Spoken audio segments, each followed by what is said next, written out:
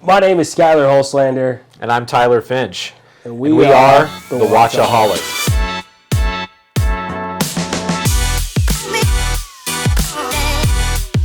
Make sure that you like and subscribe to our channel.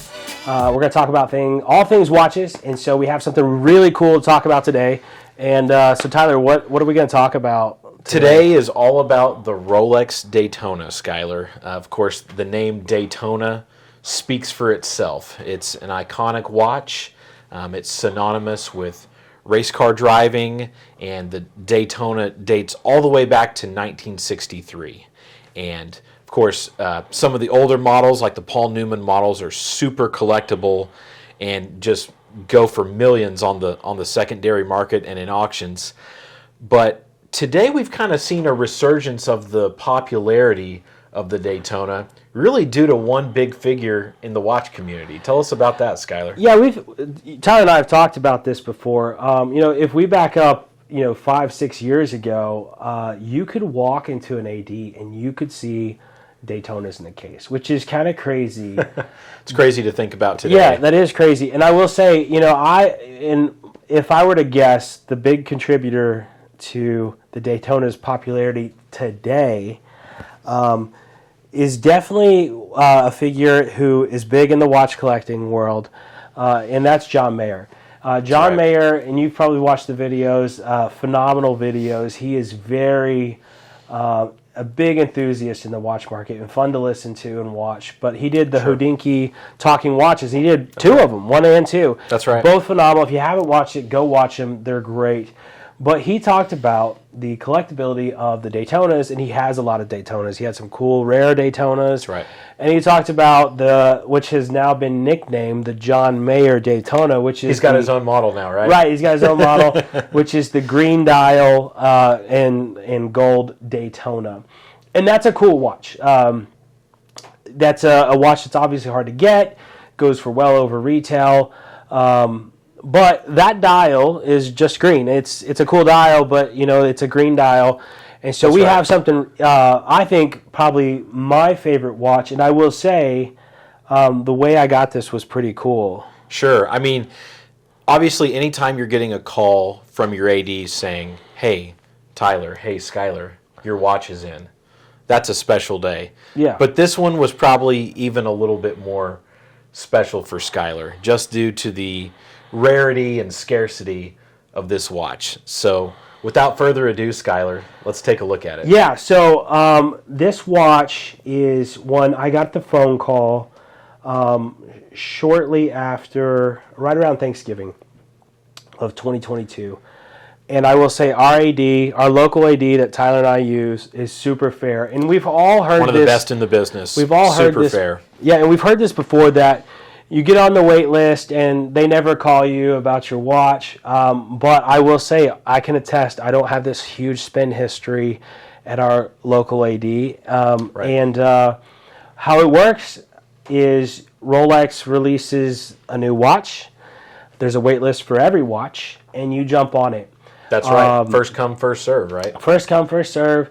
And, they want to make sure you're legit. And so when they call you, you got to be ready to move. And so they called me and said, hey, your watch is in. And not only is it in, it's this one. And so this is the watch that I got, which is the rose gold Oyster Flex Meteorite Daytona.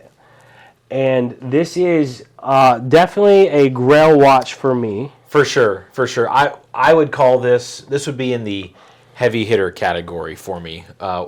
Even something like the Panda dial or the reverse Panda dial Daytona is extremely hard to get in today's watch market. But then we add the fact that this watch is made of a precious metal, rose gold, and then it's got a meteorite dial, Skylar. It's got a rock from space as its dial. How special is that?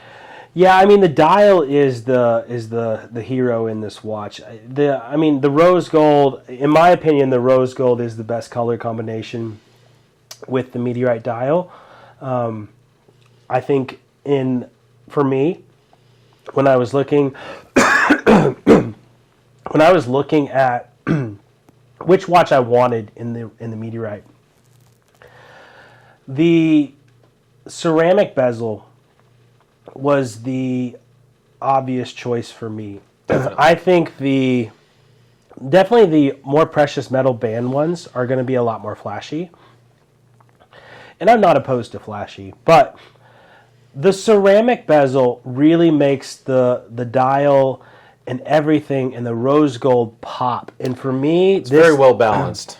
This is the best looking, I think, one of the best looking Rolexes that's available today.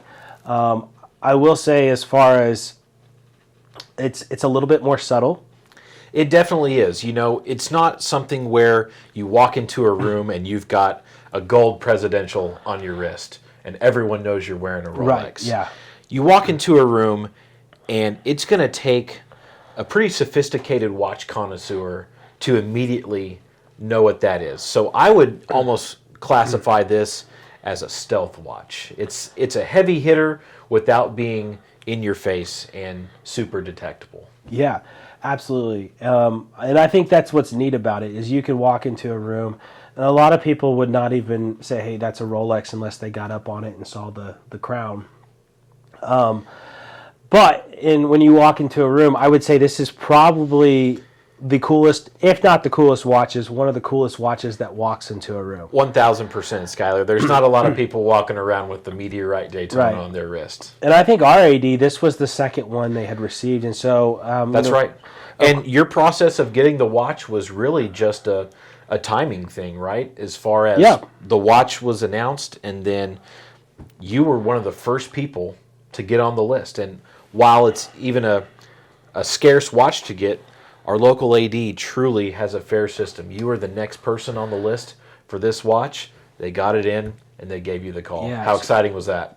It's right up there as far as feelings, And if you could go pick this watch up, it's obviously a cool watch, but if you could just go in and buy the watch, I don't think you would truly appreciate it or get the feeling. And I get it, guys.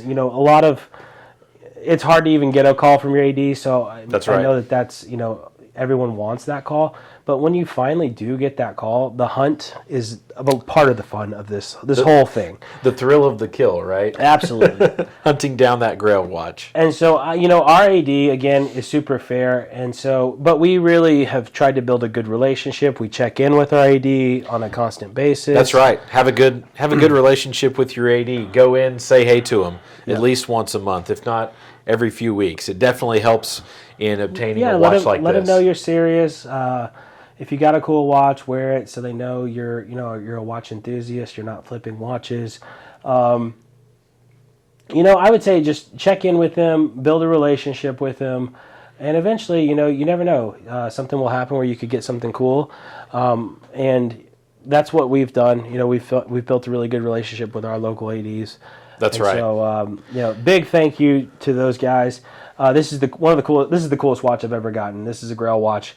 That was my next point, Skylar. So as we, we're on this ever-longing quest to acquire these amazing watches and build our collections, would this be considered a holy Grail watch for you?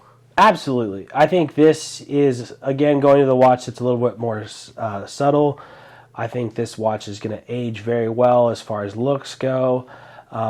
This watch will be, we've all heard the stories too, that Rolex's Meteorite, they're limited to what they have.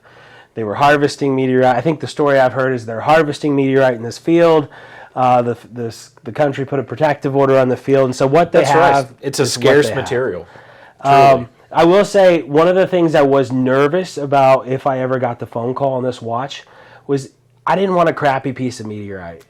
That's right. Because and it's absolutely, as we can attest, it's an absolutely beautiful piece of Meteorite. You really got a solid chunk of that space rock, didn't you? Yeah, and I will say, again, each Meteorite is unique to the watch that it's on. Unlike the John Mayer Daytona, you get a green dial. It's a green dial.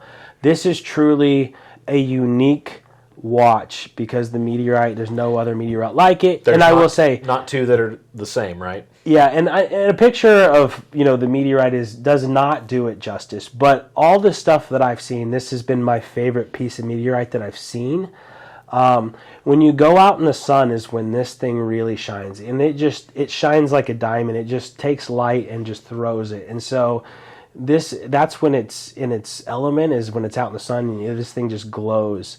That meteorite glows, and it's super cool to see that meteorite do that. And so I think Absolutely. I think our AD, they had received, this is the second one from my understanding that they had received. The first one was which I was actually almost did that over this one, but I'm glad I did this one, was the white gold Oyster Flex. That's right. Meteorite. And they said that, in their opinion, the meteorite on this one was a better piece. It was one of the best they've seen. So, again, super cool watch.